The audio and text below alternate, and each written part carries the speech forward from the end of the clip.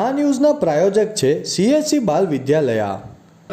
લાહોરી ઝીરા, હર કોઈ પીરા લાહોરી ઝીરા. વલસાડના railway overbridge ઉપર ખરાબ રસ્તાના કારણે ટ્રાફિક જામ સર્જાયો. ટ્રાફિકમાં ખાનગી એમ્બ્યુલન્સ પણ ફસાઈ. હાલ વલસાડ જિલ્લામાં સતત વરસાદ વરસી રહ્યો છે.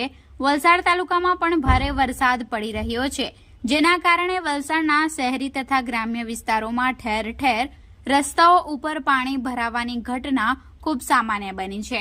ત્યારે વલસાડ તાલુકાના મુખ્ય માર્ગોમાંથી એક એવા રેલવે ઓવરબ્રિજ ઉપર આજરોજ ટ્રાફિક જામ સર્જાયો હતો.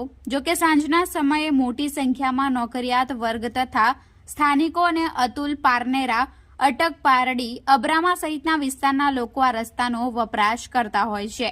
ત્યારે રેલવે ઓવરબ્રિજ ઉપર RPF ગ્રાઉન્ડ નજીક રસ્તાઓની હાલત ખૂબ જ ખરાબ હોવાના કારણે વાહનોની ગતિ ધીમી પડી હતી અને આ કારણોસર રેલવે ઓવરબ્રિજ ઉપર અબ્રામા તરફ, રાજનનગર તરફ ખૂબ જ લાંબો ટ્રાફિક જામ સર્જાયો હતો અને આ ટ્રાફિક જામમાં પોલીસ વેન, ST બસ સહિત એમ્બ્યુલન્સ પણ ફસાઈ હતી.